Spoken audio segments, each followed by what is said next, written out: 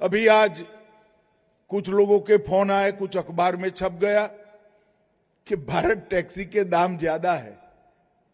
मैं देश भर के ग्राहकों को कहना चाहता हूं कि जहां जहां भारत टैक्सी जा रही है, स्पर्धक कंपनियां नुकसान कर कर अपने दाम को थोड़ा कम कर दे रही हैं।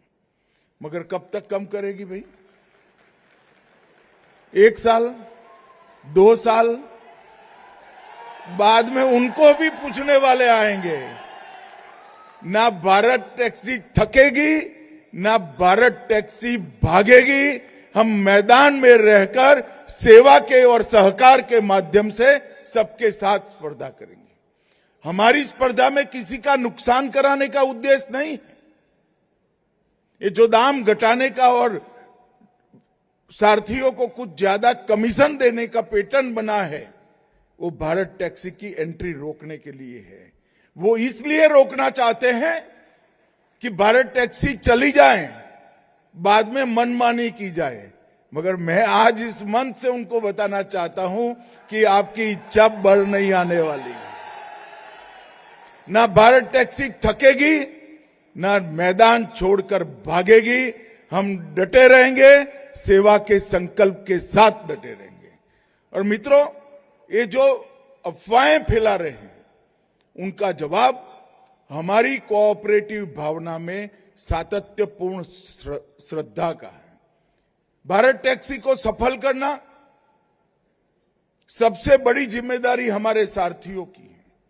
तत्काल लाभ को अगर हमने देखा तो आने वाले अनेक वर्षों तक शोषण का भोग बनना पड़ेगा। बन चुके हैं आप।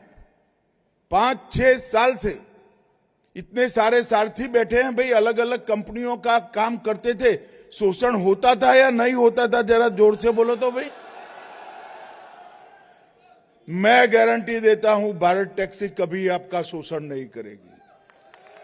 मगर ये चाहते हैं कि अनुचित स्पर्धा कर कर, घाटे से कंपनी चलाकर एक बार भारत टैक्सी को मैदान से बाहर निकाल दो। ये टैक्टिक्स दुनिया में कहीं पर भी चल सकती है, भारत में नहीं चल सकती। क्योंकि हमारे यहां कोऑपरेटिव की भावना और दूसरे के भला करने की भावना सबसे प्रबल होती है। हमारे यहां सिर्फ खुद का विचार नहीं होता है।